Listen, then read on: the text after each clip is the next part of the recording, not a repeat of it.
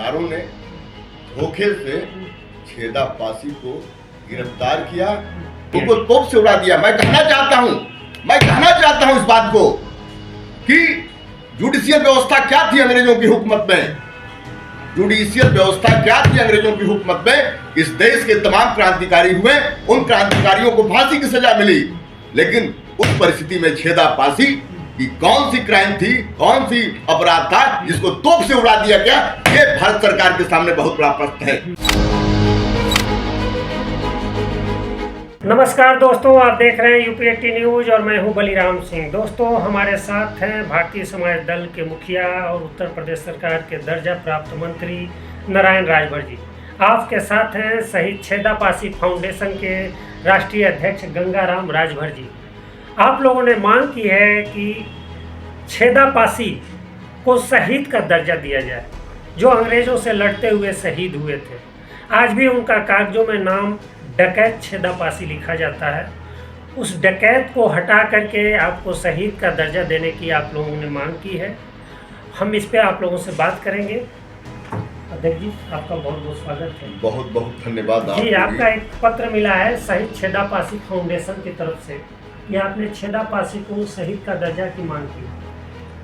देखिए,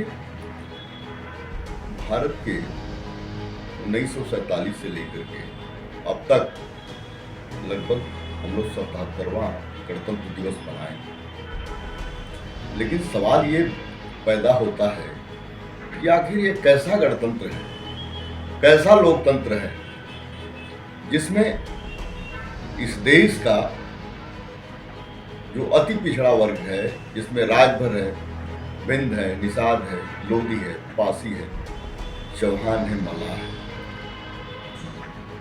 मैं 1857 की गदर का जिक्र करना चाहूँगा आपके चैनल के माध्यम से। ये 1857 की गदर जो भारत माता को आज़ाद कराने के लिए United state of Agra and Awadh में लड़ा गया, उसको कौन लड़ा? मेरे पूर्वजों ने लड़ा, राजभरों ने लड़ा, निषादों ने लड़ा, लोधियों ने लड़ा, पासियों ने लड़ा। और लड़ करके क्या मिला? जब अंग्रेजी हुकूमत प्रभाव में आ गई तो हमारे ऊपर दमनकारी नीतियां अपनाई और मेरा दमन किया। और दमन करने के बाद जब हमारा देश 1947 में आज़ाद हुआ तो हम लोगों को मान सम्मान मिलना चाहिए।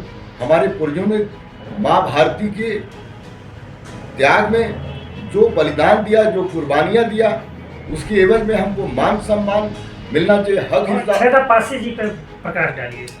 तो हाँ, वही कहना चाहता हूँ कि उसी दौर में अवध की धरती पर चंद्रशेखर आजाद, राम प्रसाद बिस्मिल, सुखदेव जैसे तमाम क्रांतिकारियों का उद्भव हुआ और वो क्रांतिकारियों को शहीद का दर्जा मिला।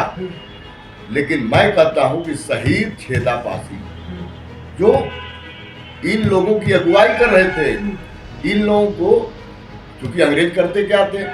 अंग्रेज भारत का खजाना लूटते थे, भारत के लोगों को लूटते थे और उन खजानों को बक्से में बंद करके सीधे ले जाते थे कलकत्ता, और कलकत्ता बंदरगाह में पानी वाली जहाज में भर के ले इंग्लैंड जाते थे। तो हमारे छेदा पासी उनके खजानों पर डकैती करते थे, क्योंकि वो भारतीयों खजाना था और वो खजाना लूट करके वो गरीब, असहाय, मजलूमों और क्रांतिकारियों में बांट करके और क्रांति को, भारत को आज़ाद कराने के लिए एक मुहिम चला रहे थे।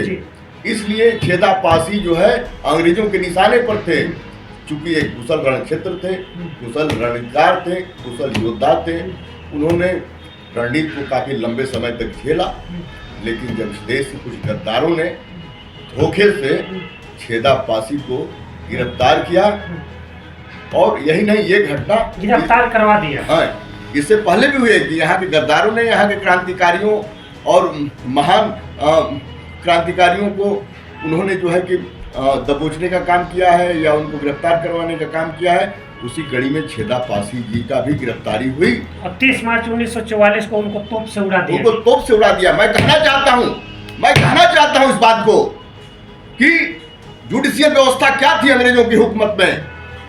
जुडिशियल व्यवस्था क्या थी अंग्रेजों की हुकूमत में। इस देश के तमाम क्रांतिकारी हुए, उन क्रांतिकारियों को फांसी की सजा मिली, लेकिन उस परिस्थिति में छेदा पासी की कौन सी क्राइम थी, कौन सी अपराध था जिसको तोप से उड़ा दिया गया, ये भारत सरकार के सामने बहुत बड़ा प्रश्न है। मैं आपके चैनल के माध्यम से कहना चाहता हूं, इस बात को उठाना चाहता हूं कि छेदा पासी का कौन सा अपराध था कि उनको तोप से उड़ाने का काम किया गया, उनको शहीद का दर्जा भी नहीं मिला। और जुडिशियल व्यवस्था क्या थी। और आजादी के बाद इस देश में कई पार्टियों की सरकार केंद्र में बनी, राज्य में बनी, और उसके बाद भी उस परिवार को न हक हिस्सा न मान सम्मान मिला। मैं उस पीड़ित परिवार से मिला, मेरे आंख जो है आंसू से भर गए, क्योंकि उसको न सम्मान मिला, न अधिकार मिला, न मान सम्मान मिला, न सेनानी पेंशन मिला।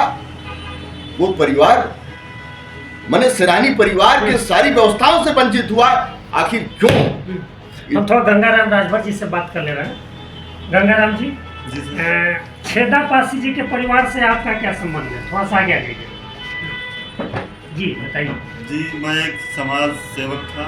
समाज में ढूंढते ढूंढते 14 के आसपास में लखनऊ में छेदा पासी का जो स्तंभ हमारे नज़रों में आया जी, और तभी से मैं उनके बारे में खोजते खोजते उनके घर परिवार तक पहुंच गए, ताकि उनके घर परिवार बहुत मुश्किल से ढूंढे मिले।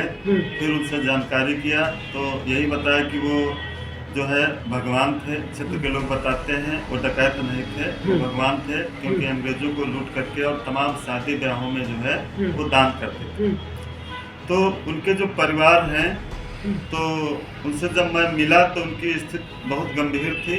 धीरे धीरे वो डर डर के आते थे। धीरे धीरे आज मान लेते हम जब सब लोग इकट्ठा होते हैं 30 मार्च और जो है 26 जनवरी, 15 अगस्त और 21 अगस्त को हम लोग भी भंडारे का आयोजन हुआ। उनका छेदा पासी जी का मूल घर कहाँ पे है? लखनऊ में या हरदोई?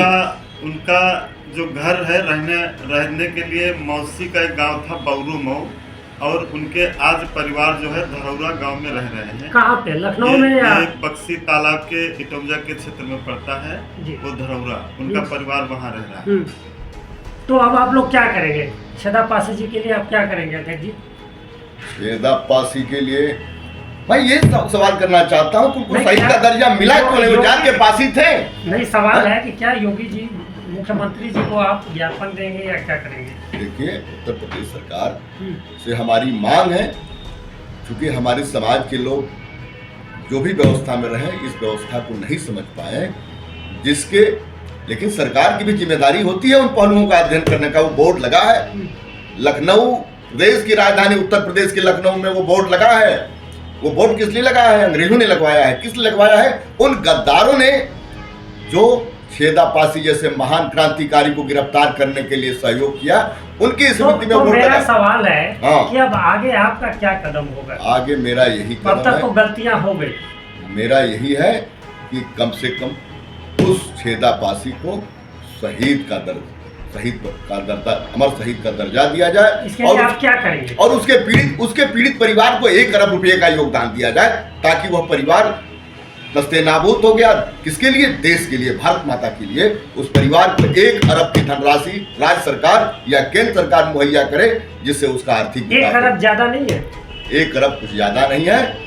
100 करोड़ होता है। नहीं, 100 करोड़ होता है तो उससे वो अपने ग्राम सभा का विकास करेगा, उसके ऊपर स्मृतियां लगेगी, उसके ऊपर पार्क बनेगा, उसकी सारी व्यवसाय संग्रहालय भी स्थापित होगी उनके नाम पर एक स्मृति। तो क्या करेंगे आप लोग? मुख्यमंत्री जी को ज्ञापन देंगे कि ओम प्रकाश राजभर जी को ज्ञापन देंगे कि प्रधानमंत्री जी को ज्ञापन देंगे? क्या करेंगे? देखिए, उत्तर प्रदेश स्थानीय सांसद को देंगे? नहीं, उत्तर प्रदेश के मुखिया है, उनको ज्ञापन देंगे।